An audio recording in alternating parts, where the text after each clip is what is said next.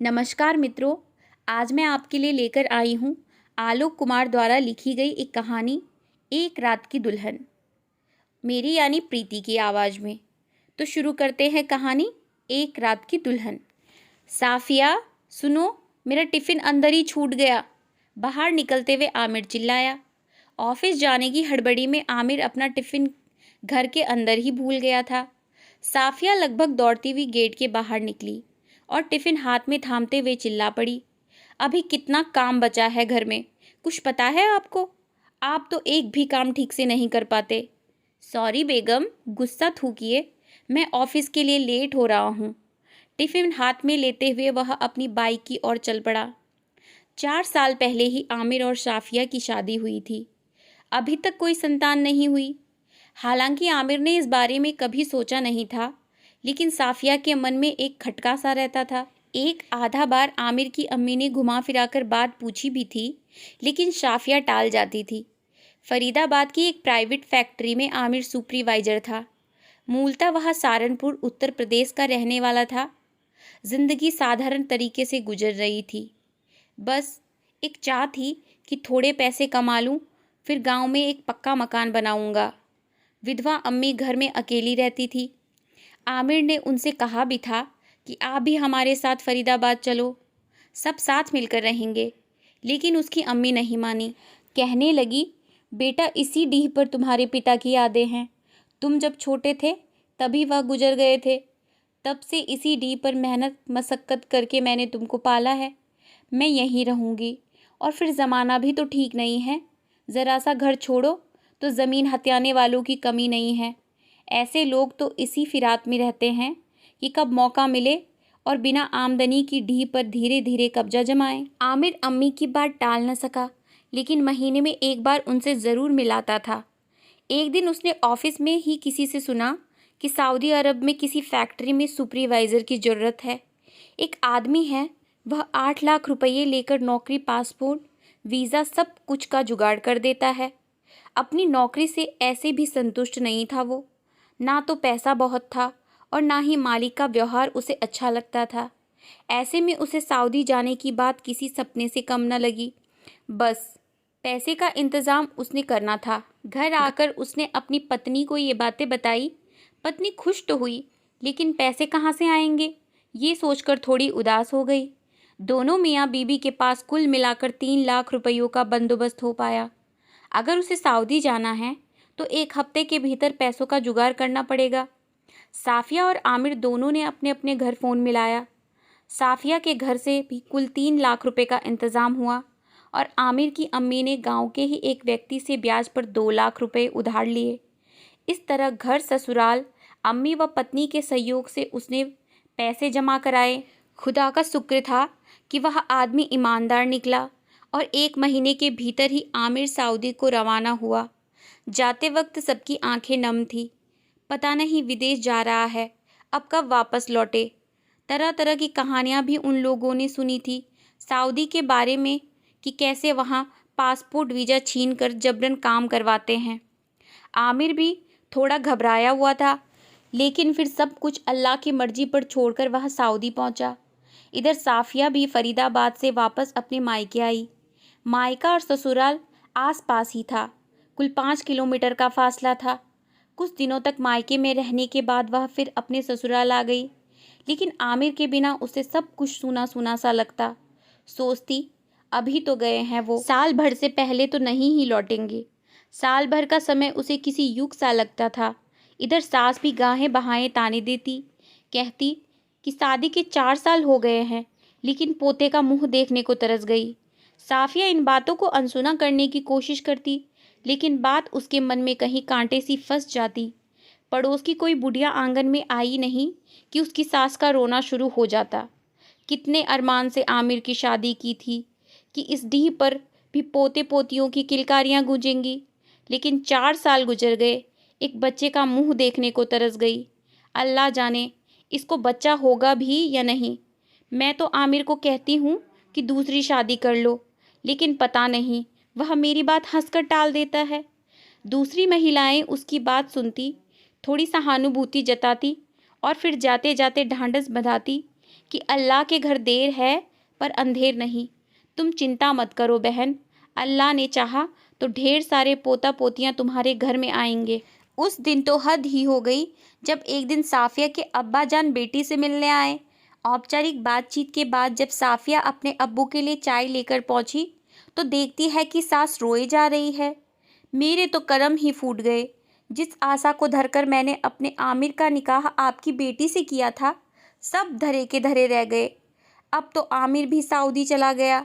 अब मैं बिना पोता पोतियों का मुंह देखकर ही मर जाऊंगी।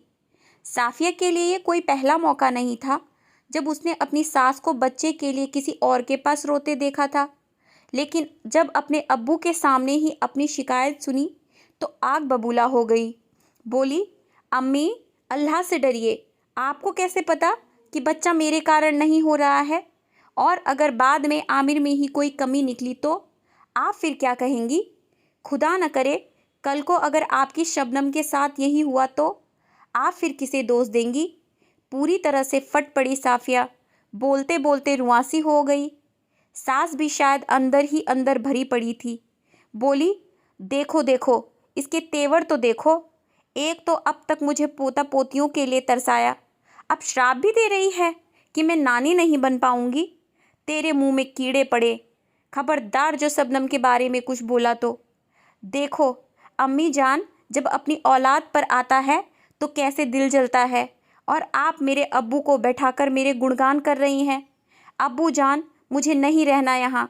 जब से आमिर गया है तब से मेरा जीना मुहाल कर रखा है अम्मी ने।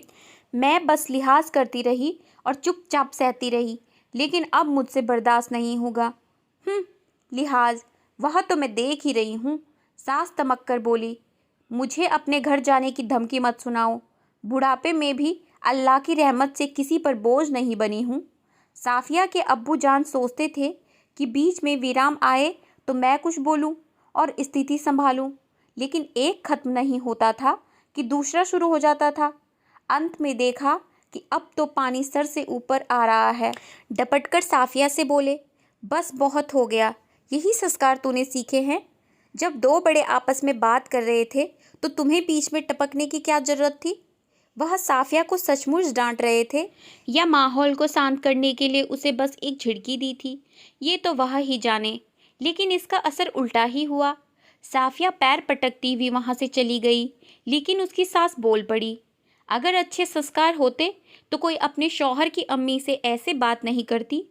वो यहीं नहीं रुकी, बोली, मजाल है कि मेरी शबनम अपनी सास से ऐसे बोलने की हिम्मत करे।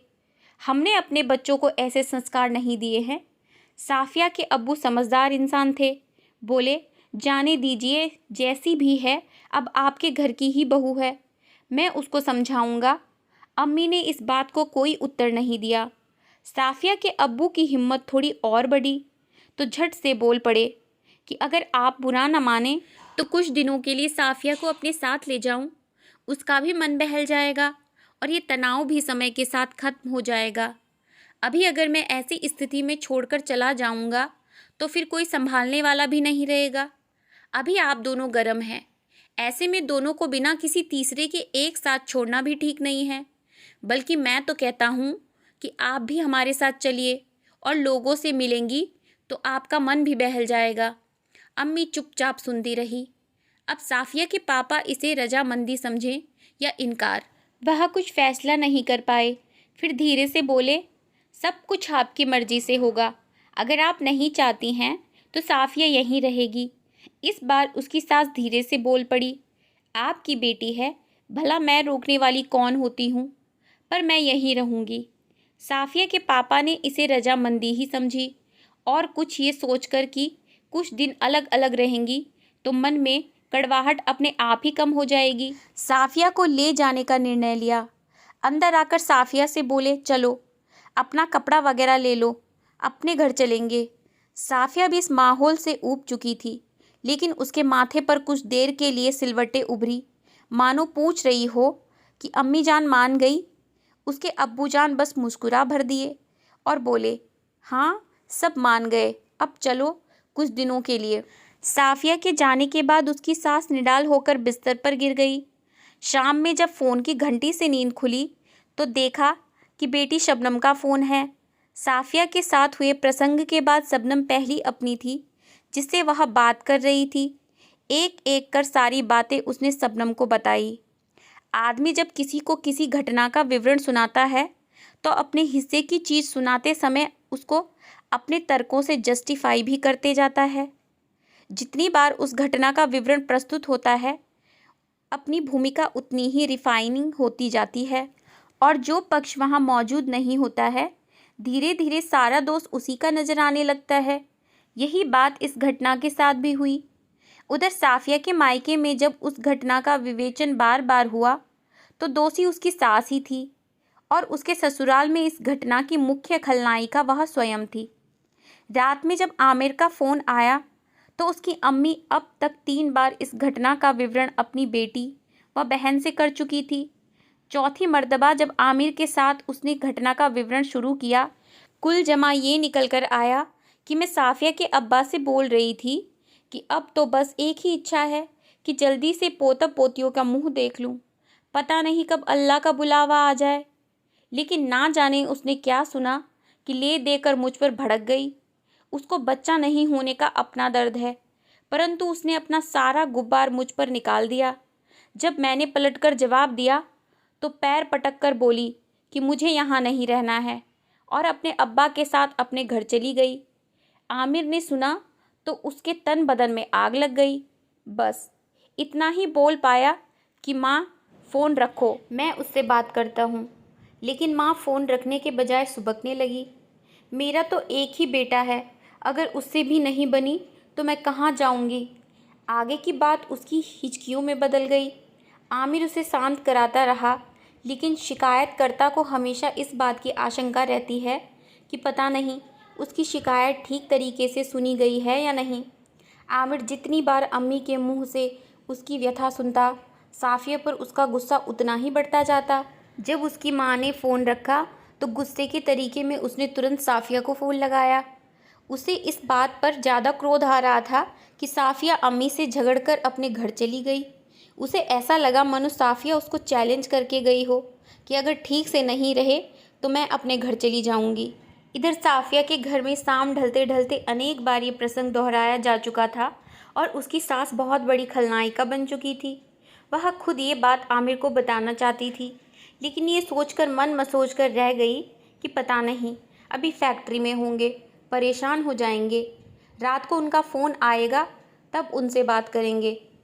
उसे आमिर के फ़ोन का बेसब्री से इंतज़ार था और ऐसे में जब रात को उसका फ़ोन आया तो उसने लपक कर फ़ोन उठाया और कुशल छेप पूछने लगी। लेकिन आमिर के सर से पाँव तक आग लगी थी।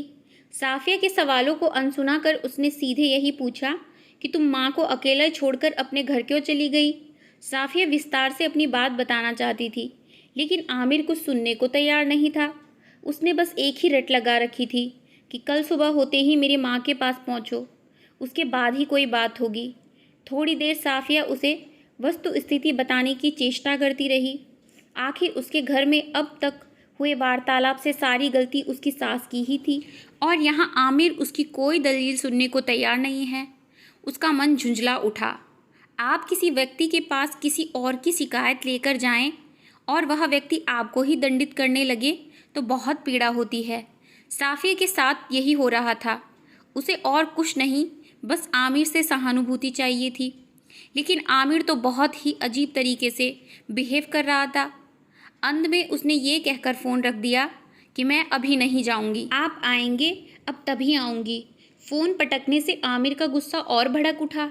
उसे लगा था कि जब वह साफ़िया को अपने घर जाने की कड़ाई से कहेगा तो वह सहम जाएगी, अपनी सफाई पेश करेगी, लेकिन उसने न केवल मना कर दिया बल्कि फ़ोन भी पटक दिया। उसके अहम को ठेस लगी। उसने दोबारा फ़ोन लगाया और सीधे कहा कि कल तुमको हर हाल में मेरे घर आना है और अगर नहीं आई तो फिर सोच लो दोबारा उस घर में कदम नहीं रखना। साफ़िया ने आमिर का ये रूप नहीं देखा था। वह घबरा तो गई, लेकिन हिम्मत जुटाकर बोली कि ऐसी धमकी से मैं नहीं डरने वाली हूँ। अब तो मैं घर तभी आऊँगी जब आप आएंगे। ये कहकर उसने फ़ोन रख दिया। दोबारा फ़ोन पटकने से आमिर को लगा जैसे गुस्से से उसका सर फट जाएगा। ये तो उसकी मर्दानगी को खुल्लम खुल्ला चैलेंज जैसा था। उसे ऐसा लगा मानो किसी बच्चे को लाख मना करने के बाद भी वह मुंह चिढ़ाने से बाज नहीं आ रहा हो। चटाक, एक जोरदार थप्पड़ उसने बच्चे के मुंह पर मारा, लेकिन बच्चा कहाँ था। थप्पड़ से उसका गुस्सा शांत हो जाता, लेकिन यहाँ तो उसके हाथ में केवल फ़ोन था। उसने तीसरी बार फ़ोन लगाया। इस बार साफिया ने फ़ोन नहीं उठाया। लगातार 3 बार फ़ोन की घंटी बजती रही, लेकिन साफिया ने फ़ोन नहीं उठाया। अब तक उसके मस्तिष्क पर क्रोध का कब्जा हो चुका था। अब निर्णय लेने की बारी मस्तिष्क की नहीं वरन क्रोधाग्नि की थी। उसने फ़ोन उठाया और चटाक चटाक एक साथ 3 थप्पड़ साफिया के मुंह पर मारे। इधर साफिया भी गुस्से से आपक हो रही थी। फ़ोन की घंटी सुनकर भी अनसुना कर रही थी, लेकिन जब फ़ोन की घंटी कुछ देर के लिए नहीं बजी तो लगा चलो एक बार फ़ोन कर लेते हैं। ज़्यादा अड़े तो कल ससुराल चली जाऊंगी, लेकिन इनसे बात नहीं करूंगी। इसी ऊहापोह में फ़ोन के पास पहुंची थी कि फ़ोन पर मैसेज का बीप बजा। लपक कर फ़ोन उठा लिया। सोचा आमिर का ही मैसेज होगा। उसका अनुमान सही था, मैसेज आमिर का ही था। फुर्ती से उसने इनबॉक्स खोला, लेकिन ये क्या। मैसेज देखने से ऐसा लगा मानो चटाक चटाक चटाक मूर्छित होकर वहीं ज़मीन पर गिर पड़ी। घर के लोग दौड़ कर आए। अरे देखो साफिया को क्या हो गया। उठो साफिया, उठो बेटा। अरे क्या हो गया, कोई पानी लाओ। अरे बेटा क्या हो गया। परिवार वाले साफिया को झकझोर रहे थे। जब उसके मुंह पर पानी का छींटा मारा गया, वह कुनमुनाई आमिर आमिर, बस यही शब्द वह बार बार बुदबुदा रही थी। थोड़ी देर में जब उसे होश आया तो देखा कि सारा परिवार उसके पास इकट्ठा हो चुका है। अब वो बोले, बेटी क्या हुआ, तबीयत तो ठीक है ना, कुछ तो बोलो, एकाएक गिर कैसे गई। कुछ नहीं अब्बू। आमिर, क्या हुआ आमिर को। अब घर वाले सचमुच परेशान हो गए थे। आमिर का मैसेज आया है, बस इतना ही बोल पाई वो। आगे के शब्द हिचकियों में बदल गए। क्या मैसेज है, बोलो बेटी, आमिर ठीक तो है। ये कहकर उसके अब्बू फ़ोन की ओर लपके। फ़ोन ऑन करते ही मैसेज ही देख लिया। तलाक तलाक तलाक। या अल्लाह, ये क्या देख रहा हूँ मैं। एक साथ 3 तलाक। अरे देना ही था तो एक बार देता। सिर पकड़कर वहीं ज़मीन पर बैठ गया वो। बस बुदबुदाता रहा। केवल 3 तलाक का मतलब भी समझते हैं ये लोग। अरे ये कैसी गिनती है जहाँ सीधे 3 आता है। घर वाले और परेशान हो रहे थे। तभी उसकी अम्मी बोल उठी, अरे खुदा के वास्ते कुछ तो बताओ, क्या हुआ। अरे अब बचा ही क्या है, आमिर ने साफिया को तलाक दे दिया है। उसके अब्बू वहीं ज़मीन पर ही निढाल पड़ गए। पूरा घर सदमे में था। किसी के पास कहने सुनने को कुछ नहीं। बस एक ही ख्याल था कि अब साफिया का क्या होगा। इधर गुस्से के अतिरेक में आमिर ने तलाक तलाक तलाक लिखा और फ़ोन वहीं फेंक कर बिस्तर पर धम्म से गिर पड़ा। इसको मुझसे जुबान नहीं लड़ाना चाहिए था, अब भुगतो। आमिर का मन पूरी तरह क्रोध के वश में था। बार बार साफिया का गुस्सा चेहरा उसके सामने प्रकट हो रहा था, मानो वह उसको चिढ़ा रही हो कि जो करना है सो कर लो, पर मैं तो तुम्हारी माँ के साथ नहीं रहने वाली। गुस्से से ऐसा लगा मानो उसका सर फट जाएगा। भूख और नींद आंखों से कोसों दूर थी। बस वह बिस्तर पर करवटें ले रहा था। सुबह जब नींद खुली तो दिन चढ़ाया था। घड़ी पर नज़र पड़ते ही वह चौंका। अरे ये तो लेट हो गए। फुर्ती से उठा वो, लेकिन जब कल रात की बात याद आई तो फिर धम से उसी बिस्तर पर ढेर हो गया। ड्यूटी पर जाने की बिल्कुल इच्छा नहीं हुई उसकी। ऐसा लग रहा था मानो किसी ने उसकी सारी शक्ति निचोड़ ली हो। लेकिन ड्यूटी पर न जाने का केवल एक ही उपाय था कि कंपनी का डॉक्टर उसकी बीमारी की ताकीर करे। लेकिन डॉक्टर तो मानो रेस्ट एडवाइस के लिए बना ही नहीं था। सारी बीमारी को पहले शक की निगाह से ही देखता था। पिछले महीने ही नौसाद जब साइड पर अधमरा सा हो गया था, तभी डॉक्टर ने उसे बड़े शहर शिफ्ट करवाया था। नौसाद का कमज़ोर और लाचार चेहरा उसके सामने था, लेकिन तभी डॉक्टर का कठोर चेहरा उसके सामने घूम गया। दोनों चेहरे आपस में गड़बड़ होकर एक बन गए और अजीब सी आकृति उसकी आंखों में चुभने लगी। हड़बड़ाकर उसने बिस्तर छोड़ दिया और बाथरूम में घुस गया। दिन भर ना तो उसका मन काम में लगा और ना ही आराम में। फुर्सत के क्षण जिनका वह बाकी दिन इंतज़ार करता था, आज तो मानो उसे काटने दौड़ते थे। अपने किसी मित्र से उसने इसकी चर्चा नहीं की। किसी ने पूछा भी तो बता दिया कि माँ की तबीयत ठीक नहीं है। आदमी गुस्से में बड़े से बड़े निर्णय लेता है, लेकिन जब उसके बाद की स्थिति पर सोचता है तो परेशानी और बढ़ने लगती है। साफिया के लिए उसने इस बार सोने का एक हार खरीदा था। सोचा था इस बार ईद में घर जाएंगे तो उसे देंगे। गुस्से का एक झोंका उसके लहलहाते दाम्पत्य को जलाकर खाक कर चुका था, और तलाक की आंधी से जब दाम्पत्य का पेड़ उखड़ जाए तो फिर प्यार की कितनी भी बरसात क्यों न हो, उसे पुनर्जीवित नहीं कर सकती। जितनी बार वह बात की गहराइयों में जाता, उसका मन उतना ही उलझता जाता। भविष्य पूरी तरह उलझा उलझा दिखता। रात में उसने फिर अपनी अम्मी को फ़ोन लगाया। अम्मी ने फिर अपना दुखड़ा शुरू किया, लेकिन आज आमिर कुछ बोला नहीं। बस अंत में इतना ही बोल पाया कि अम्मी, मैंने साफिया को तलाक दे दिया है। हे अल्लाह, ये तू क्या बोल रहा है बेटा? तलाक का मतलब भी समझता है? उसकी अम्मी बिफर पड़ी। अम्मी, अब तो मैंने तलाक दे दिया है। अब सोचकर क्या फ़ायदा? आमिर का संक्षिप्त सा जवाब था। लेकिन बेटा, अभी तुम्हारा पूरा जीवन पड़ा है, बिना पत्नी के कैसे गुजारा होगा? अम्मी को बेटे के भविष्य की चिंता हो रही थी। अम्मी, इस बारे में आकर बात करेंगे, अभी कुछ दूसरे काम हैं, अब कल बात करेंगे। आमिर ने बात यहीं ख़त्म कर दी। इस एक छोटे से शब्द तलाक ने 3 जगहों पर मनहूसियत फैला दी थी। आमिर सऊदी में, उसकी माँ अपने गांव में, और साफिया का पूरा परिवार उसके ससुराल में। हर जगह की खुशियाँ मानो इस एक शब्द ने ले ली थी। समय बड़े से बड़ा घाव भर लेता है, लेकिन किसी अपने से दूर आप इस आशा में जी रहे हों कि एक दिन उससे मिलने की बारी आएगी, और उस आशा पर ही वज्रपात हो जाए तो आदमी टूट जाता है। ऊपर से ये एहसास कि थोड़ी देर अगर गुस्से पर काबू कर लेता तो हालात इतने ख़राब न होते। आमिर अंदर ही अंदर टूट रहा था। अपने पुराने दिनों की सुनहरी यादें बरबस उसका ध्यान अपनी ओर खींच लेती। ये सोचकर तो उसे अजीब सा ही लग रहा था कि 4 सालों का प्यार भरा रिश्ता बस एक झटके में टूट गया। कल्पना में भी वह इस बात से सिहर जाता कि अब वह साफिया से अजनबी की तरह मिलेगा। मन में विचारों की आंधी सी चलती जाती, और सारी बातें बस एक बिंदु पर आकर ठहर जाती कि अब सब कुछ खत्म हो गया। काम में तो उसका मन लग ही नहीं रहा था। आए दिन कुछ न कुछ गलतियां होती, और इससे पहले कि वह कोई बड़ी गलती करता और किसी बड़े झमेले में फंस जाता, अपने 2 महीने की पेमेंट वहीं छोड़कर लौटने का फ़ैसला ले लिया। यारों दोस्तों ने बहुत समझाया कि तुम गलती कर रहे हो, कुछ दिनों और रुको, फिर एक साथ ही ईद की छुट्टी में चलेंगे। लेकिन उस पर तो मानो घर वापस लौटने का भूत सवार हो गया था। उसने किसी की न सुनी और वापस अपने वतन लौट गया। इधर साफिया के घर का बुरा हाल था। बेटी के भविष्य को लेकर सभी चिंतित थे। कुछ ही दिनों में घर वाले दूसरा रिश्ता ढूंढने लगे। लड़की जिस घर में नाज नखरे से पलती है, वही घर शादी के बाद उसे पराया समझने लगता है। जल्दी से उसकी विदाई हो जाए और अपने ससुराल में वह खुश रहे, यही सोच पूरे परिवार की हो जाती है। साफिया को ये बात बिल्कुल अच्छी नहीं लगती। उसे लगता, क्या वह बिना शादी किए इस घर में नहीं रह सकती? और अगर शादी करनी ही है तो ऐसी जल्दी भी क्या है? कभी खुद को कोसती कि उस दिन अगर आमिर की बात मानकर उसके घर चली जाती तो आज अपने ससुराल में शान से रह रही होती। फिर लगता कि आमिर ने तो उस दिन उसकी बात ही नहीं सुनी, बस अपने घर वापस जाने को लेकर अड़ गया। तरह तरह के सवाल मन को खंगालते, पर जवाब किसी का न होता। पिछले जीवन के प्यार भरे लम्हे अब केवल ख्वाब बनकर ही रह गए थे। आमिर अपने घर लौट आया तो उसकी अम्मी खुशी से फूले न समाई।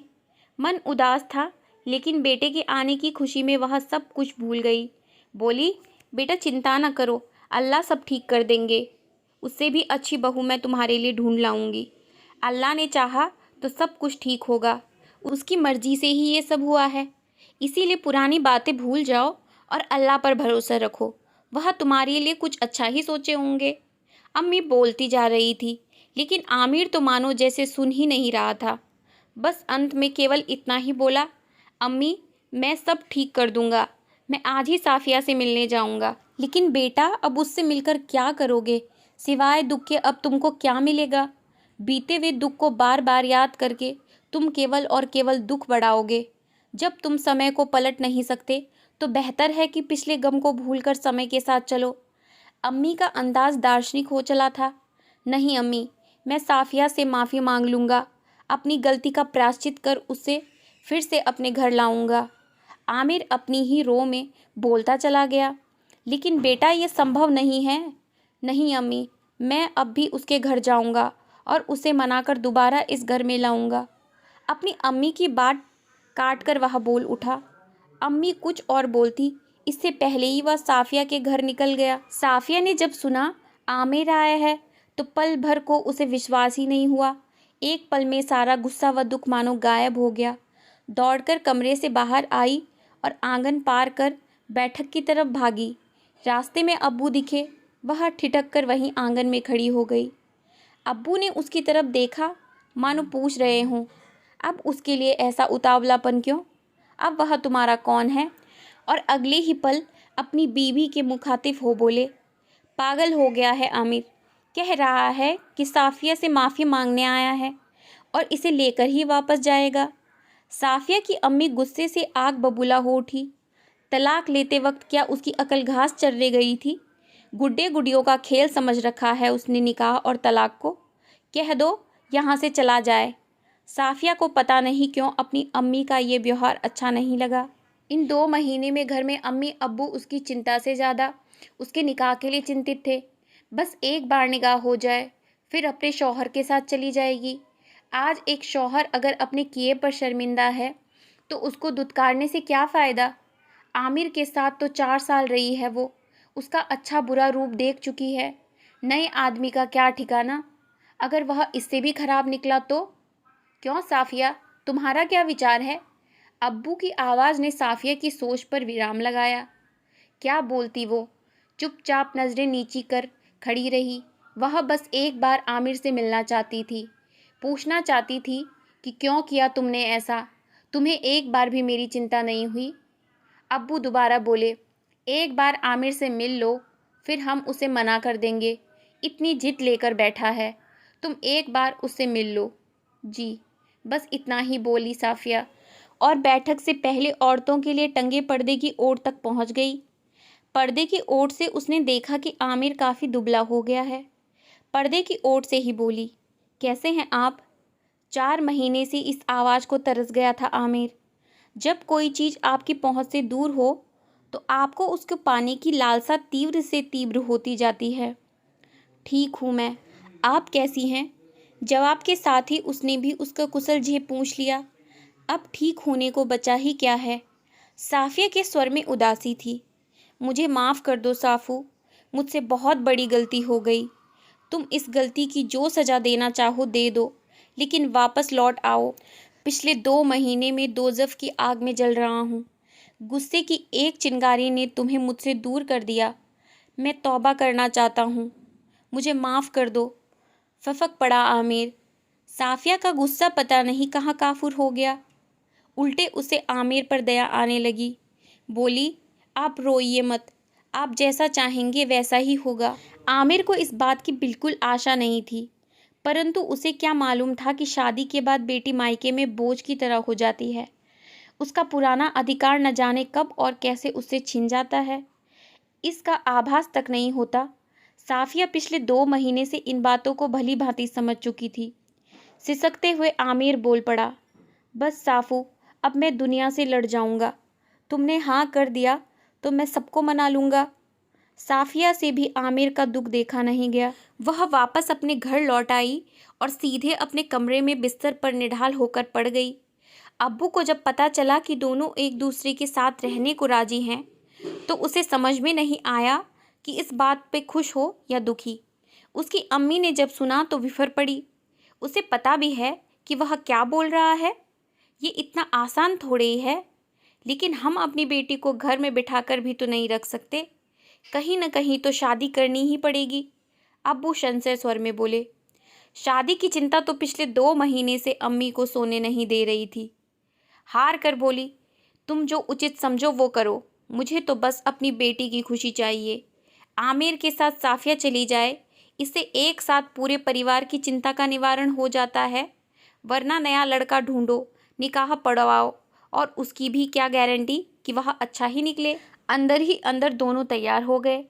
आमिर ने जब सुना कि साफिया के घर वाले तैयार हो गए हैं, वह खुशी से पागल हो गया। भागा भागा अपने घर आया और अपनी अम्मी से बोला, आप अब बिल्कुल चिंता न करें अम्मी जान, साफिया और उसके परिवार वाले तैयार हो गए हैं। लेकिन तुम साफिया को यहाँ लाओगे कब? अम्मी ने शंका जाहिर की। बस अम्मी, अगले जुम्मे को साफिया को ले आऊँगा।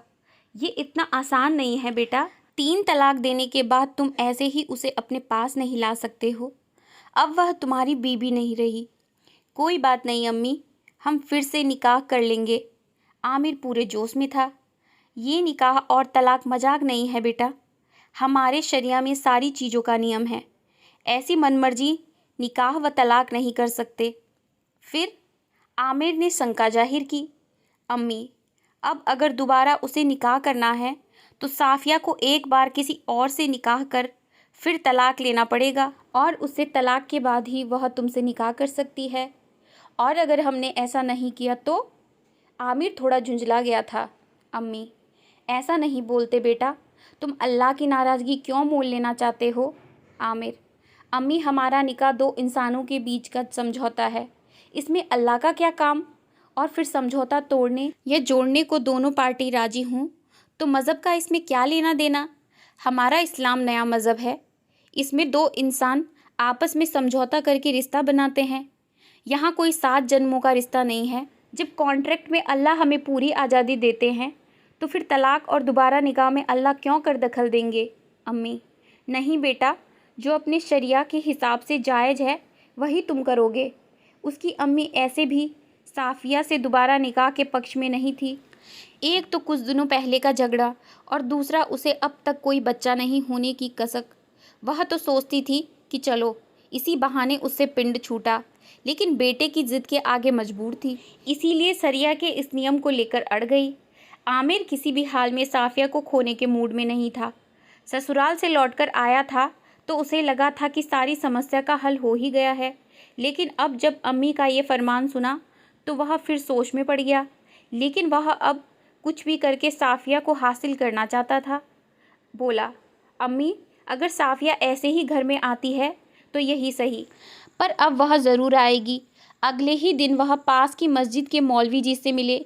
निकाह की बात करने पर मौलवी जी ने भी दोबारा निकाह का वही रास्ता सुझाया जो उसकी अम्मी ने सुझाया था। बोले, बेटा, निकाह इंसानी समझौते हैं, लेकिन इसमें अगर कोई समस्या आ जाए तो तलाक से इसका निदान पा सकते हैं। लेकिन नबी को मालूम था कि अगर तलाक इतना आसान कर दिया तो इंसान इसको गंभीरता से नहीं लेगा। इसीलिए ऐसे नियम बनाए गए कि 3 बार तलाक देने के बाद ही मियाँ बीबी अलग अलग होंगे। शुरू के 2 तलाक एक तरीके से चेतावनी के रूप में इस्तेमाल होंगे। इसके बाद अगर सब कुछ ठीक हो गया तो फिर दोनों आराम से साथ रह सकते हैं।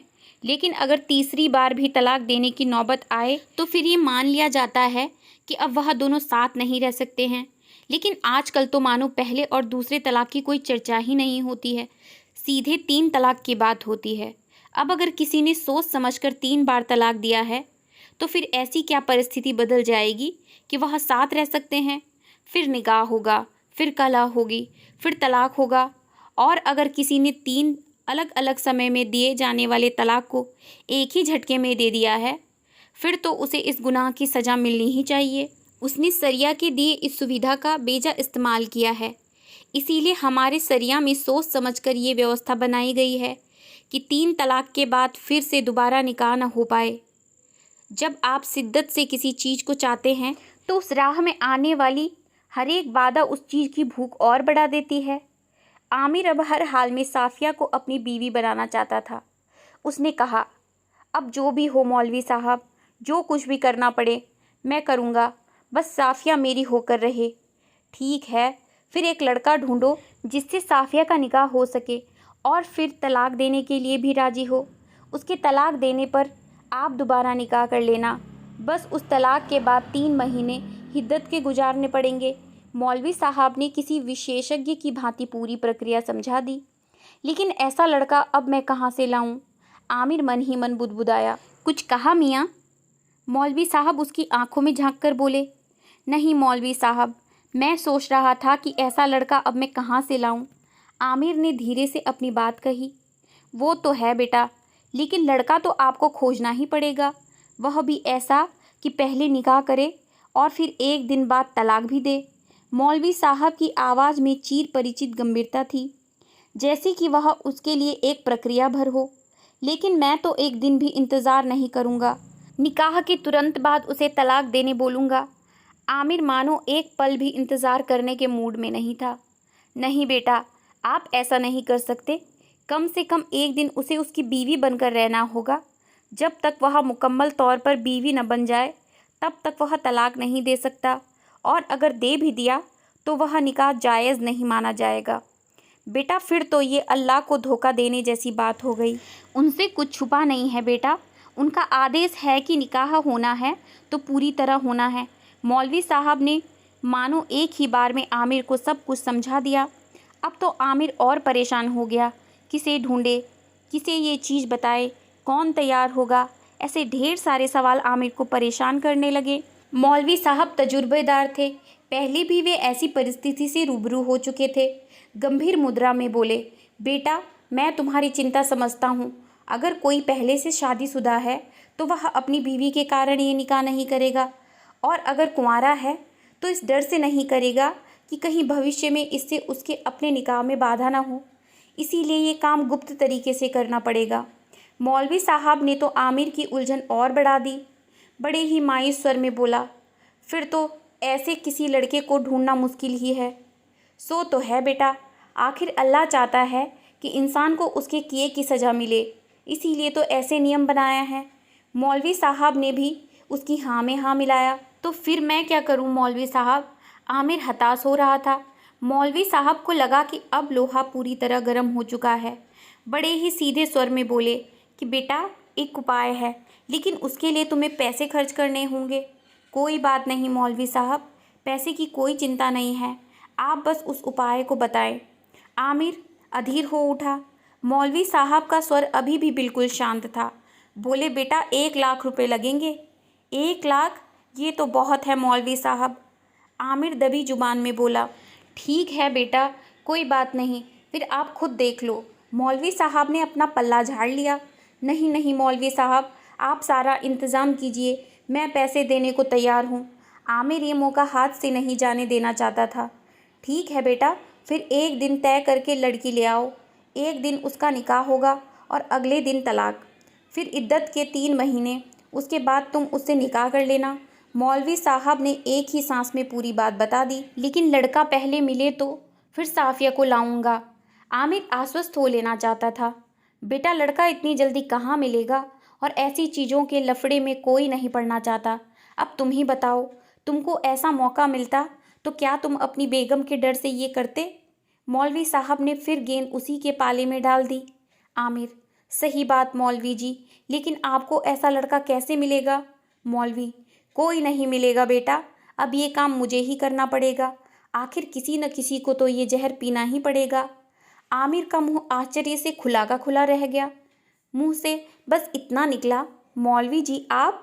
हाँ मैं, नहीं तो दूसरा कोई लड़का खोजना मुश्किल भी है, और फिर न जाने ये बात कितनों को पहुंच जाएगी।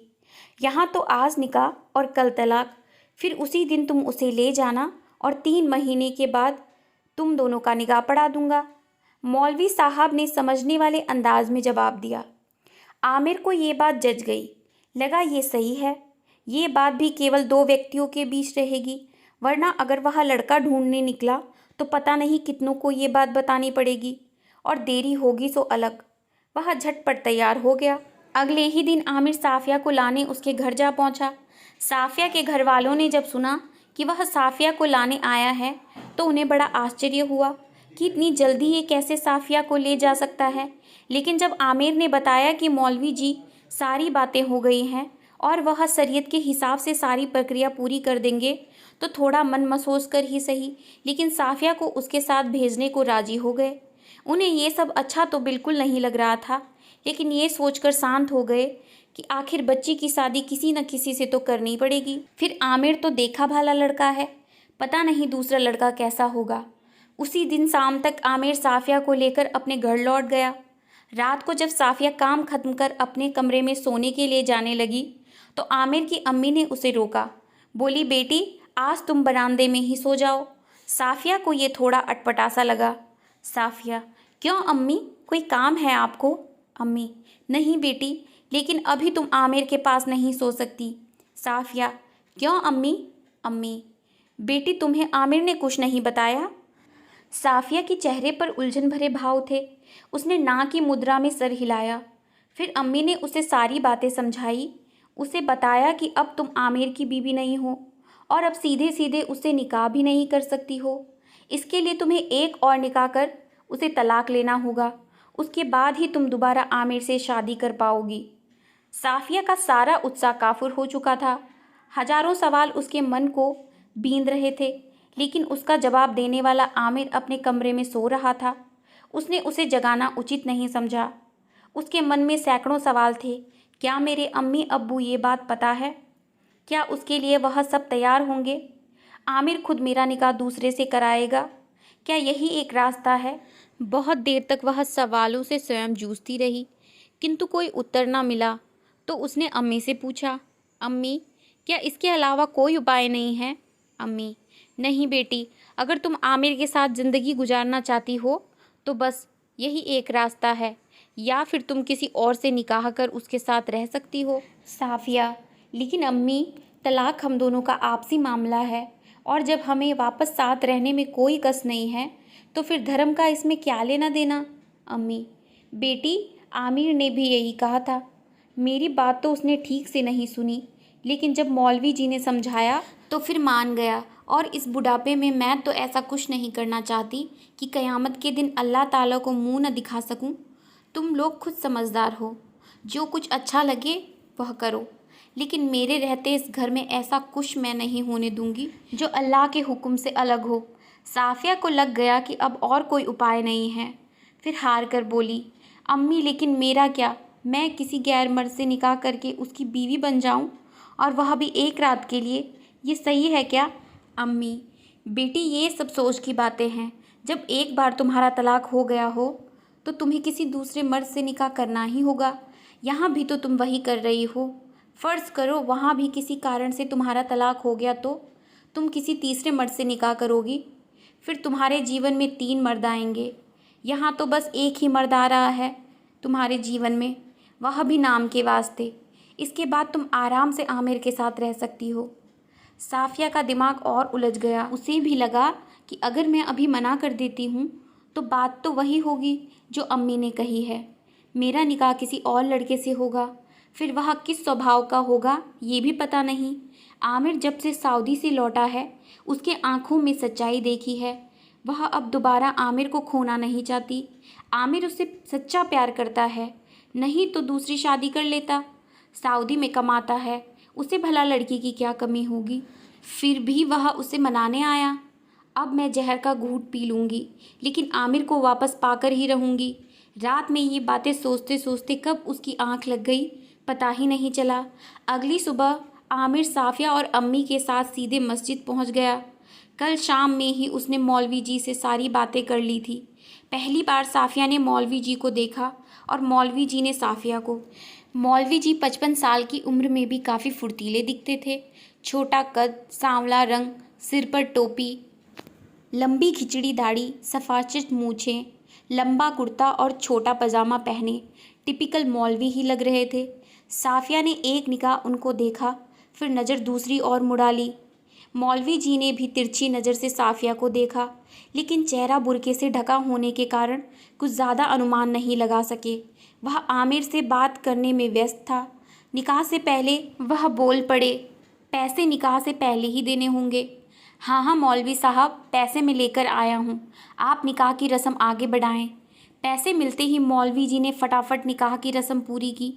निकाह के गवाह बने आमिर और उसकी अम्मी। निकाह ख़त्म होते ही मौलवी साहब आमिर की ओर मुखातिब होकर बोले, अब काम ख़त्म हो गया आपका। कल सवेरे सवेरे मैं तलाक दे दूँगा और फिर आप दोनों का 3 महीने बाद यहीं निकाह कर दूँगा। अब आप लोग जा सकते हैं। दोनों के जाते ही मौलवी साहब इशारे से साफिया को मस्जिद के अंदर बने एक कमरे में ले गए। ये कमरा मौलवी साहब के लिए ही बना था। मौलवी साहब दूर के गांव से थे और सप्ताह में एक बार अपने घर जाते थे। यही उनका पेशा था। इसी मस्जिद की आमदनी से उनका घर चलता था। कमरे में जाते ही मौलवी साहब प्यार से बोले, आप अपना बुर्का उतार कर आराम करो, मैं खाना लेकर आता हूँ। पास के ही होटल से मौलवी साहब खाना लेकर आ गए। आकर जैसे ही अपने कमरे में गए, उन्होंने पहली बार साफ़िया को देखा। मौलवी साहब के लिए ये निकाह कोई पहली बार का किस्सा नहीं था। पहले भी 2 मौक़ों पर उसे तलाकशुदा महिलाओं से शादी करनी पड़ी थी, लेकिन आज जब उसने साफ़िया को देखा तो देखते ही रह गए। लेकिन जल्द ही उसने अपने विचारों के प्रवाह को रोका और बोल पड़े, आप खाना खा लो और आराम करो, मैं बाहर से होकर आता हूँ। दोनों ने उसी कमरे में बैठकर खाना खाया। खाने के बाद मौलवी साहब किसी काम के बहाने बाहर चले गए। उन्हें लगा कि उनकी वजह से साफ़िया ठीक से आराम नहीं कर पाएगी। जाते हुए उन्होंने कमरे का आगे का गेट लगा दिया और साफ़िया से कहा कि वह पिछला दरवाज़ा अंदर से बंद कर ले। उनके जाते ही साफ़िया ने चैन की सांस ली और दरवाजे की पीछे की चटकनी लगाकर सो गई। इधर मौलवी साहब के तो क्या कहने, दिल बिल्लियों सा उछल रहा था। 1 लाख रुपए की कमाई एक ही झटके में। उनकी तो मानो लॉटरी निकल आई थी। सबसे पहले वह बैंक जाकर पैसे अकाउंट में जमा करा देना चाहते थे। जाते जाते गांव वालों को कह गए कि आज मार्केट में थोड़ी ज़रूरी काम आ गया है, इसीलिए लौटते लौटते शाम हो जाएगी। हो सकता है कि रात भी हो जाए। उन्हें शक था कि नमाज के वक्त लोग बेवजह उनका इंतज़ार करेंगे, या हो सकता है कि उनकी कमरे की तरफ उन्हें खोजने चले जाएं। वह नहीं चाहते थे कि कोई बेवजह साफ़िया को उधर उनके कमरे में देखे। तभी उसे साफ़िया का ख्याल आया। उसे लगा कि बैंक में पैसे जमा कराने के बाद थोड़ी देर इधर उधर घूमेंगे और फिर शाम होने के बाद वापस जाएंगे। उनके जाने से बेवजह साफ़िया को परेशानी होती। आखिर एक ही कमरा है, उसमें वह रहेगा तो साफ़िया को आराम करने में व्यवधान होगा। साफ़िया की नींद खुली तो पिछला दरवाज़ा खोलकर बाहर निकली। शाम हो गई थी, लेकिन मौलवी साहब अभी तक वापस नहीं आए थे। वह बाहर निकलकर बस खड़ी ही हुई थी कि उसे कुछ लोगों की आवाज़ सुनाई दी। शायद नमाजी मस्जिद में आने लगे थे, परंतु वह पिछले दरवाजे से अंदर आ गई और कमरा अंदर से बंद कर लिया। थोड़ी देर हलचल के बाद जब शांति हुई तो अंधेरा हो चुका था। तभी उसके फ़ोन पर आमिर का कॉल आया। आमिर, कैसी हो साफ़ू? साफ़िया, मैं ठीक हूँ, आप कैसे हैं? आमिर, बस कल का इंतज़ार कर रहा हूँ। साफ़िया, मैं भी। आमिर, और अभी क्या कर रही हो? साफ़िया, कुछ नहीं, बस सो रही थी, अभी जगी हूँ। आमिर, ठीक है शाफ़ू, अपना ख्याल रखना, बाय। साफ़िया, बाय। फ़ोन रखते ही वह बाथरूम में घुस गई। थोड़ी ही देर में उसे दरवाजे पर कुछ खटपट की आवाज़ आई। बाथरूम का दरवाज़ा थोड़ा सा खोलकर उसने सुना तो लगा कि मौलवी साहब वापस आ गए हैं। वहीं से उसने आवाज़ लगाई, आप अंदर आ जाइए, मैं बाथरूम में हूँ। जब उसने गेट पर ताला खोलने के बाद गेट खोलने की आवाज़ सुनी तो बाथरूम बंद कर लिया। नहाकर जब वह बाहर निकली तो देखा कि मौलवी साहब रात का खाना लेकर ही आए हैं। निकलते ही मौलवी साहब बोल पड़े कि मैं भी नहा लेता हूँ, फिर खाना खा लेंगे, नहीं तो खाना ठंडा हो जाएगा। साफ़िया ने सहमति में केवल अपना सर हिला दिया। रात का खाना खाने के बाद मौलवी साहब बाहर निकल गए। उन्हें शायद रात का खाना खाने के बाद घूमने की आदत थी। साफ़िया भी पिछले दरवाजे से बाहर निकलकर थोड़ी देर के लिए बाहर बैठ गई। रात को सोते समय मौलवी साहब बोले, साफ़िया, ये बिस्तर बहुत छोटा है, इसमें 2 आदमी नहीं सो सकते, इसीलिए इस बेड को हटाकर अपना बिस्तर नीचे लगा लेते हैं। साफ़िया, कोई बात नहीं, आप बेड पर सो जाइए और मैं नीचे सो जाऊंगी। मौलवी, ऐसा कैसे हो सकता है? आज तो हमने निकाह किया है, हम दोनों को आज एक साथ ही सोना होगा, तभी कल तलाक मुकम्मल होगा। मैंने आमिर को भी सारी बातें बता दी थी। साफ़िया को पहली बार मौलवी साहब की बात अजीब सी लगी, लेकिन वह कर भी क्या सकती थी। रात को मौलवी साहब बोले, साफ़िया, एक बार इधर देखो। देखो, आज हम दोनों के बीच शौहर और बीवी का रिश्ता है, तुम घबराओ मत, आज के लिए मुझे आमिर जैसा ही समझो। साफ़िया को इस वक्त मौलवी साहब की ज़ुबान से आमिर का नाम अच्छा नहीं लगा। 55-56 साल के बुजुर्ग मौलवी साहब और 26 वर्ष की जवान साफ़िया का कोई मेल नहीं था। वह कैसे उस बूढ़े मौलवी को आमिर जैसा समझे, लेकिन उसने कुछ कहा नहीं। उसकी तरफ से कोई प्रतिक्रिया होते न देख मौलवी जी ने सीधा उसके ऊपर हाथ डाला और अपनी ओर घुमा लिया। साफिया ने कोई प्रतिरोध नहीं किया, लेकिन उस अंधेरे में भी जब उसे ये एहसास हुआ कि ये कोई और नहीं वही बूढ़ा ठिगना सा मौलवी है, तो उसे उबकाई सी आने लगी। लेकिन दिन भर से सपनों के सागर में गोते लगाता मौलवी अब भला कहाँ रुकने वाला था। फिर वह कोई गलत काम भी तो नहीं कर रहा था। दीन धर्म के हिसाब से अपनी ब्याहता बीबी के साथ था। इस रात को वह अपनी ज़िंदगी की सबसे हसीन रात बना लेना चाहता था। साफिया को ऐसा लग रहा था मानो उसका शरीर नहीं बल्कि उसकी आत्मा को कुचला जा रहा है। वह चुपचाप मुर्दे सी बिस्तर पर पड़ी रही। मौलवी जी के लिए रात पूरी तेज़ी से ख़त्म हो रही थी और साफिया को ऐसा लग रहा था जैसे इस रात की कोई सुबह ही नहीं है। रात में जब भी साफिया की नींद खुली उसे मौलवी साहब का हाथ अपने जिस्म पर रेंगता हुआ मिला। वह शायद उसके पूरे शरीर को एक रात की भेंट मानकर ज़्यादा से ज़्यादा निचोड़ लेना चाहता था। सुबह जब साफिया की नींद खुली तो मौलवी साहब कमरे में नहीं थे। उसने उस और ज़्यादा ध्यान भी नहीं दिया और बाथरूम में घुस गई। बाथरूम से निकली तो करीब 8 बज चुके थे, लेकिन मौलवी साहब का कहीं अता पता नहीं था। सोचा कहीं बाहर बैठे हों तो बाहर निकल कर देखते हैं, लेकिन ये क्या, कल की तरह फिर से मेन गेट बाहर से बंद था। फिर पीछे के दरवाजे पर नज़र पड़ी तो उधर से चिटकनी खोलकर बाहर निकली, लेकिन बाहर भी वह नहीं दिखाई दिए। साफिया फिर अंदर आ गई। मन में ये भी खटका था कि बाहर कहीं कोई देख न ले। अंदर आते ही उसने आमिर को फ़ोन लगाया। उधर से आमिर की आवाज़ सुनते ही वह फफक कर रो पड़ी। ऐसा लगा जैसे रात का पूरा गुब्बार बाहर आ रहा हो। रोते रोते ही उसने बताया कि मौलवी साहब सुबह से नहीं दिख रहे हैं, मेन गेट पर ताला लगा कर गए हैं, बस पिछला दरवाज़ा खुला है। कल भी जब बाहर गए थे तो इसी तरह गेट बाहर से लॉक करके गए थे। आमिर ने उसे सांत्वना देते हुए कहा कि तुम परेशान मत हो, मैं आकर देखता हूँ। थोड़ी ही देर में आमिर आ गया। जब उसने आकर बताया कि उसका फ़ोन भी नहीं लग रहा है, स्विच ऑफ बता रहा है, तब दोनों की चिंता बढ़ी। देर होते जा रही थी। बाहर से नमाजियों की आवाज़ भी आ रही थी। लोग मौलवी जी को खोजने उनके कमरे तक आ रहे थे, लेकिन ताला देखकर लौट जा रहे थे। आमिर और शाफिया चुपचाप उस कमरे में बैठे हुए थे। जब बाहर की आवाज़ थोड़ी कम हुई तो आमिर धीरे से गेट खोलकर बाहर निकला। लोग शायद मस्जिद से जा चुके थे। उसने साफिया से कहा कि तुम यहीं रुको, मैं खाना लेकर आता हूँ और उधर बाज़ार में मौलवी साहब के बारे में थोड़ा पता भी कर लूँगा। उन दोनों के पास और कोई चारा भी नहीं था। आमिर जब बाज़ार से लौटा तो 12 बज गए थे। आते ही उसने साफिया से कहा कि मौलवी साहब का फ़ोन आया था। वे बोल रहे थे कि उनके चाचा का इंतकाल हो गया है, इसीलिए वे गांव गए हैं। सवेरे सवेरे खबर मिली, इसीलिए वह बिना किसी को बताए चले गए। वे बोले हैं कि शाम तक लौटने की पूरी कोशिश करेंगे। साफिया, लेकिन अगर वह शाम तक नहीं लौटे तो? आमिर, अरे चिंता मत करो, मैंने कहा है कि वे ज़रूर शाम तक लौट आएं। साफिया, नहीं, अगर किसी कारण से नहीं लौटे तो? आमिर, आ जाएंगे, मैं फिर थोड़ी देर में फ़ोन करके पूछ लूँगा। साफिया चुप हो गई।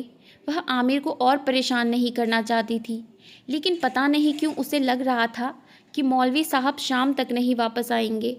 उसके और आमिर के बीच अब करने लायक ऐसी कोई बात नहीं बची थी। कल तक जो बात हुई थी उसके और आज के बीच में बस कल की रात थी, अलग अलग बीती थी और उस बारे में बात करने लायक कोई चीज़ नहीं थी। बैठे बैठे शाम के 5 बज गए, लेकिन ना तो मौलवी साहब आए और ना ही उनका फ़ोन आया। इस बीच 2 बार आमिर की अम्मी का फ़ोन आ चुका था। रात करीब 8 बजे आमिर साफिया का खाना लेकर आया। दोनों ने साथ बैठकर खाना खाया कि तभी मौलवी साहब का फ़ोन आया। बोले, मुझे रात में आने में देर हो जाएगी, इसीलिए अब तलाक वाला काम कल ही हो पाएगा। तुम चिंता नहीं करो, कल सवेरे सवेरे हम सारा काम निपटा देंगे। आज मैं बुरी तरह फंस गया। मैं जानता हूँ कि तुम्हें बुरा लग रहा होगा, लेकिन मैं लाचार हूँ। बस एक दिन का किसी तरह सब्र कर लो। साफिया ने जब ये सब सुना तो विफर पड़ी। बोली, झूठ बोल रहा है वो। लेकिन सिवाय झल्लाने के और मौलवी जी को कोसने के सिवाय उन दोनों के पास और उपाय ही क्या था। खाने के बाद आमिर अपनी अम्मी के पास चला गया और साफिया उसी कमरे में लेट गई। साफिया की आंखों से नींद कोसों दूर थी। अपनी हालत उसे जाल में फंसे उस चिड़िया सी लग रही थी जो कितना भी जोर क्यों न लगा ले, ना तो पास आते ब्याधे को रोक सकती है और ना ही जाल का बंधन तोड़कर उड़ सकती है। उसका जी कर रहा था कि जोर जोर से रोए, लेकिन उसका दर्द समझने वाला कौन था। जब अल्लाह की मर्जी से ही ये सब हो रहा था तो फिर इंसान उसके दर्द को कैसे समझ सकता था। तभी दरवाज़ा खुलने की आवाज़ आई तो उसकी तंद्रा भंग हुई। विचारों का प्रवाह टूटा। देखा तो मौलवी साहब दिख रहे थे। पता नहीं क्यों अंधेरे में भी उसको मौलवी साहब की आंखों में शैतानी चमक दिखी। दुनिया में शायद हम अपनी ही सोच का प्रतिबिंब देखते हैं। मौलवी साहब ने लाइट जलाया और साफिया से देर होने के लिए माफ़ी मांगी। साफिया ने कोई जवाब नहीं दिया और ना ही मौलवी साहब ने उसके जवाब का इंतज़ार किया। फ़ौरन बाथरूम में घुसे और जल्दी से नहाकर बाहर निकल आए। थोड़ी ही देर में लाइट बंद करके वह साफिया के बगल में लेट गए। ना तो साफिया ने कुछ पूछा और ना ही मौलवी साहब ने कुछ बताया। मौलवी साहब शांत थे लेकिन जुबान से। उनके हाथ धीरे धीरे साफिया के बदन पर घूम रहे थे। साफिया ने जब ये सुना कि मौलवी जी रात में देर से आएंगे, तभी से उनको इस स्थिति का आभास हो चुका था। वह शांत ही रही, लेकिन मौलवी साहब आज ज़्यादा आक्रामक लग रहे थे। साफिया ने इसे अपनी नियति मान ली थी और मौलवी साहब के लिए तो मानो ये ज़िंदगी की आखिरी रात थी। भरपूर जी लेना चाहते थे वो। आज नींद दोनों में से किसी की आंखों में नहीं थी। साफिया आज सोना नहीं चाहती थी। कहीं सवेरे मौलवी जी गायब न हो जाएं, और मौलवी जी आज रात सोकर इस सुनहरे पल को गंवाना नहीं चाहते थे। साफिया जैसी सुंदर युवती अब भला दोबारा उसे इस ज़िंदगी में तो नसीब नहीं होगी। रात बीतती रही, मौलवी साहब जागते रहे। आदमी पाप से डरता है, समाज से डरता है, लेकिन अगर ऐसा कोई डर ना हो तो आदमी अंदर से राक्षस, उसे शैतान से भी बदतर बना देता है। आज मौलवी साहब के लिए ऐसा ही दिन था। आज साफिया के रूप में एक वस्तु उसके सामने थी और जिसका उपभोग करने की आज़ादी उसे समाज और धर्म दोनों ने दे दी थी। आज ना तो वह कोई अनैतिक व अमर्यादित कार्य कर रहा था और ना ही कोई अधार्मिक कार्य। ये कार्य शरीयत के हिसाब से हलाल था। फिर वह वस्तु के उपभोग में संकोच कैसा, झिझक कैसी? साफिया पर क्या गुजर रही थी, इसकी जिम्मेदारी मौलवी साहब की नहीं थी। फिर वह व्यर्थ में ऐसी बातों में क्यों पड़ता, क्यों कर मन को किंचित भी मलिन करता। वह हर पल नए अनुसंधान कर रहा था, तब तक जब तक कि सुबह नहीं हो गई। मुर्गे की बांग से जब सुबह का एहसास हुआ तो मौलवी साहब की तंद्रा टूटी। बस आखिरी बार वह अपनी इस अनमोल उपहार को जी भर के देख लेना चाहता था, जी भर भोग लेना चाहता था। साफिया तो करीब करीब बेसुध ही थी। बस किसी तरह वह नींद के आगोश में आने से बच रही थी। सुबह हुई, आमिर आए। मौलवी साहब तैयार ही बैठे थे। उनका साफिया से तलाक हुआ, अब साफिया उसकी हुई। बस केवल 3 महीने का इंतज़ार बीच में था। आमिर बहुत खुश था, लेकिन साफिया किसी चट्टान की भांति शांत और स्थिर थी। कोई हलचल नहीं, कोई भाव नहीं। दोनों ने मौलवी साहब से विदा ली। मस्जिद से बाहर आते ही आमिर बोला, साफू, अब चेहरे पर पर्दा गिरा लो। साफिया ने आग्नेय नज़रों से उसे घूरा। पर्दा अब कैसा? पर्दा और किससे? आमिर उसकी आंखों को देखकर सहम सा गया। फिर धीरे से बोला, अब गांव से गुजरेंगे, पर्दा कर लो प्लीज़। साफिया कुछ बोली नहीं, बस उसने चेहरे पर पर्दा गिरा लिया। जब वह गांव से गुजर रही थी तो उसे ऐसा लग रहा था मानो गांव वालों की नज़रें एक्सरे की भांति पर्दे से ढके उसके शरीर को छेद रही हों। उसके शरीर का एक एक अंग उनके समक्ष नुमायाँ हो रही हो। दोनों के घर पहुंचते ही अम्मी ने चैन की सांस ली। बोली, बेटा अब बस 3 महीने और इंतज़ार करो, फिर साफिया तुम्हारी। लेकिन ये 3 महीने तुम उससे पूरी तरह दूर रहना। ठीक है अम्मी, अब बस खाने को कुछ दे दो, सवेरे का ही निकला हुआ हूँ, बहुत ज़ोरों की भूख लगी है। और हाँ अम्मी, मैं सोच रहा था आसपास के ही शहर में कोई छोटी मोटी नौकरी कर लूँ। इस बहाने में साफिया से दूर भी रहूँगा और कुछ आमदनी भी होती रहेगी। आमिर ने एक ही सांस में अपनी बात पूरी कर ली और हुआ भी ऐसा ही। वही मेरठ में एक छोटी सी कंपनी में फिर से नौकरी करने लगा। दिन बीतते रहे, बस ये इंतज़ार की घड़ी लंबी हो रही थी। आमिर दिन भर तो काम में व्यस्त रहता, लेकिन रात को बिल्कुल अकेला महसूस करता। इधर साफ़िया भी दिन भर घर के काम में लगी रहती, किंतु रात में जब अकेले में होती तो उसे भी आमिर की याद आती। कभी कभी यादों के इस मधुर पल में मौलवी साहब का शैतानी चेहरा कड़वाहट घोल देता। वह उन 2 रातों को ज़िंदगी से निकाल फेंक देना चाहती थी, लेकिन वह रातें तो मानो जोक की तरह उसकी आत्मा से लिपटकर निरंतर उसका खून चूसती रहती थी। उसे लगता था कि धीरे धीरे ही सही वह इन चीज़ों को भूल जाएगी। इधर उसका स्वास्थ्य भी ठीक नहीं रहता था। अम्मी बोलती कि तुम बहुत ज़्यादा सोचती हो, इतनी चिंता तुम्हारे सेहत के लिए ठीक नहीं है, सब कुछ भूलकर आगे का जीवन देखो। साफिया उनकी बात सुनती, लेकिन उसका अपने मन पर वश नहीं चलता। घटना को बीते हुए करीब 1.5 महीने बीत चुके थे।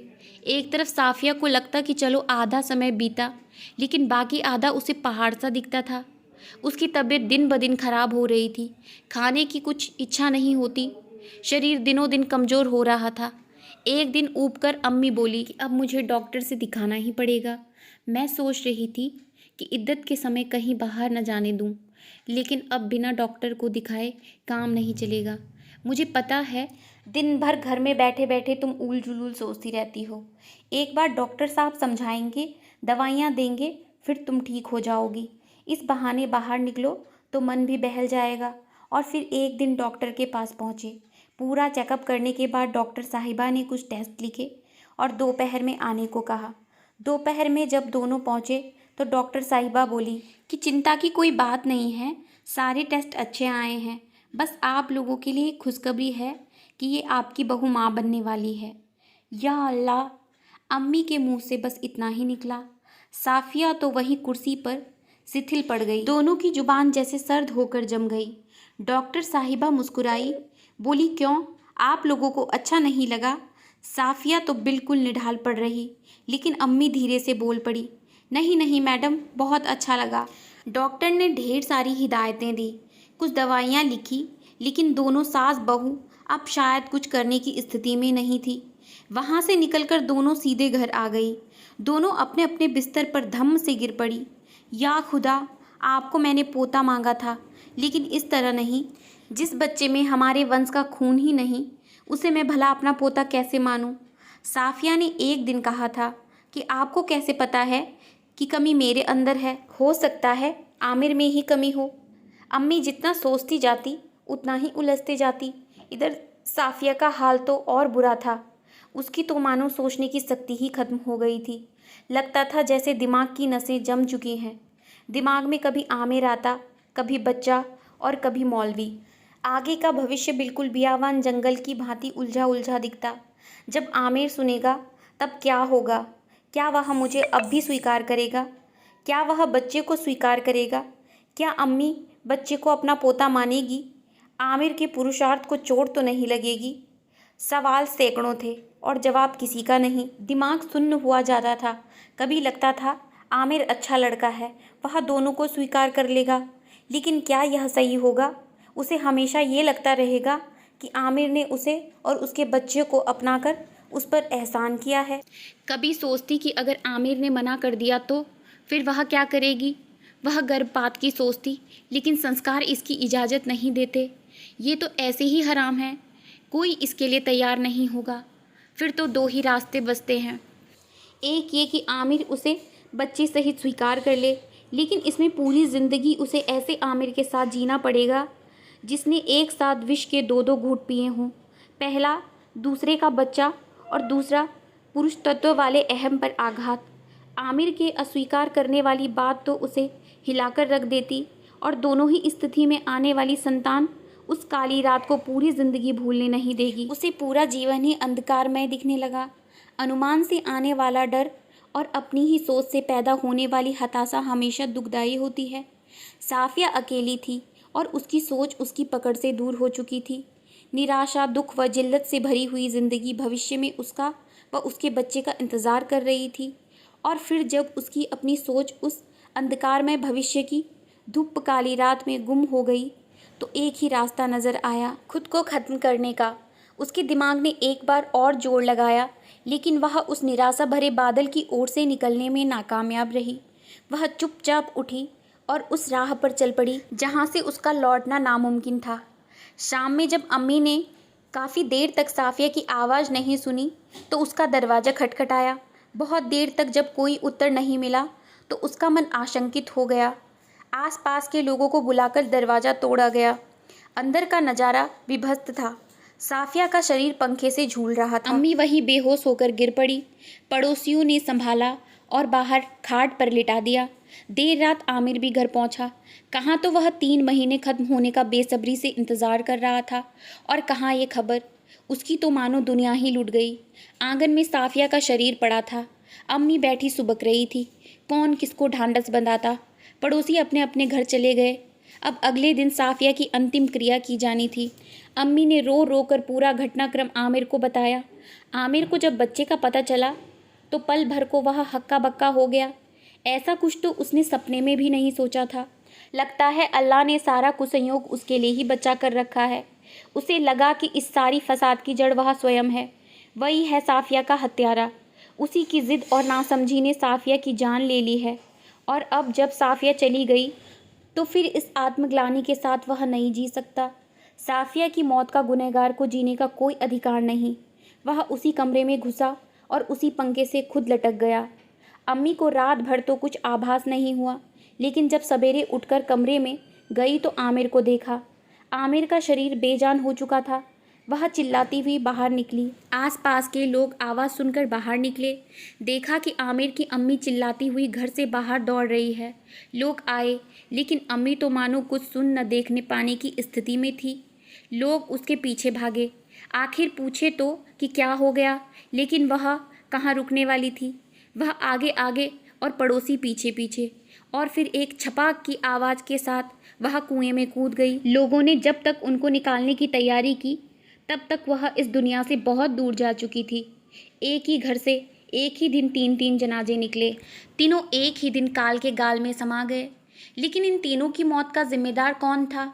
शायद आमिर या उसकी अम्मी, या फिर शाफिया, या वह मौलवी, या फिर कोई और। इसका जवाब शायद किसी के पास नहीं था, या फिर कोई सही जवाब देना ही नहीं चाहता था। अभी आप सुन रहे थे एक रात की दुल्हन। अगर आपको मेरे द्वारा सुनाई गई कहानी अच्छी लगती हो और आप ऐसी ही और कहानियाँ सुनने के इच्छुक हों तो मेरे चैनल को लाइक, शेयर और सब्सक्राइब करना ना भूलें, और कमेंट बॉक्स में ज़रूर लिखें कि आपको यह कहानी कैसी लगी। धन्यवाद।